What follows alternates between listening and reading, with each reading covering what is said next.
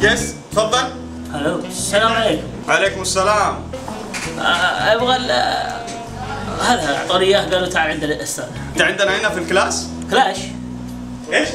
وش كلاش؟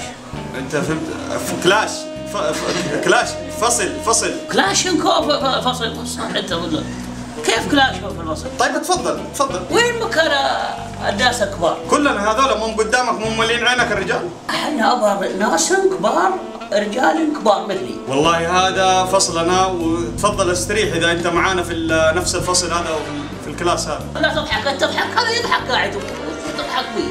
لا وش يضحك؟ لا ما تضحك، انا كبر ابوك ما تضحك علي. هنقعد في اخر المجلس حنا ناس ناخذها براس المشعاب بقعد قدام. طيب ممكن لو سمحت؟ الناس مقامات على رجال. الله يحييك تفضل. اياه يا احلى الصغير.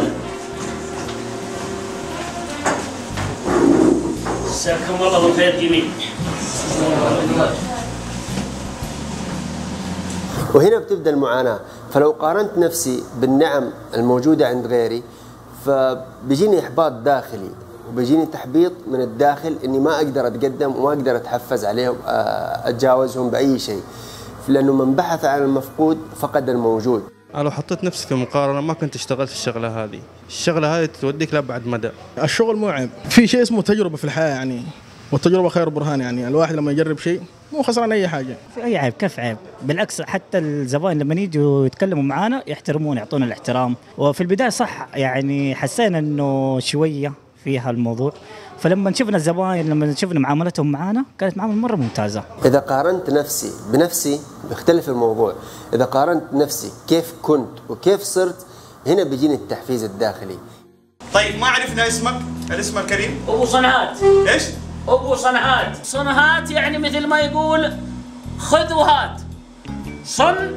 صن هذه لحالها وهات. طيب والنعم. اشبكها وخلاص. والنعم. Can you tell me please second one? Banana.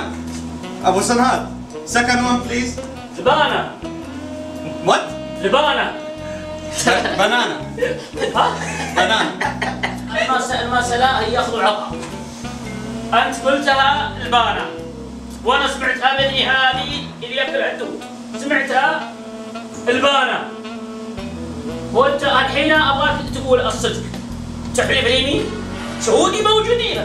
ليش مكبرها يا ابو سلمان؟ ترى المسألة كلها موزة. اخو العيال ارفع علومك يا ولد، ارفع علومك يا ولد، ارفع علومك يا ولد. الغلط اني اقارن بداياتي بنهايات اشخاص، ما اقدر اقارن يعني انا توي مثلا داخل بتعلم، توي داخل في مجال جديد واقارن واحد نفسي بشخص ما شاء الله له فتره وباع طويل في المجال هذا، فهنا بتصير عندي المقارنه سلبيه وتحبيط بداخلي اني ما اقدر استمر. مثلا انا توي ابى اجي اتعلم ما شاء الله اركب الدراجه الناريه، ابى اطلع الدباب، ما اجي اقارن نفسي بواحد زي هذا. شوف بالله ايمن له باع طويل ما شاء الله في المجال هذا وشوف يسوي حركات وذا، على طول ما شاء الله اقرب عمود واقرب رصيف ادخل فيه.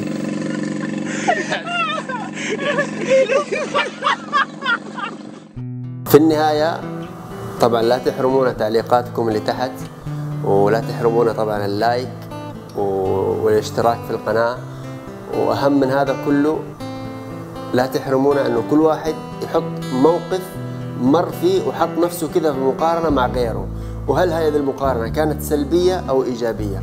ونشوفكم في الحلقة الجاية إن شاء الله. Yes, Mr. Smith, yeah, but don't listen to other people.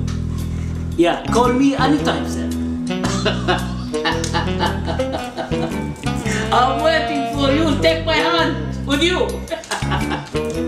Oh, Mr. Smith. Okay, I'm waiting.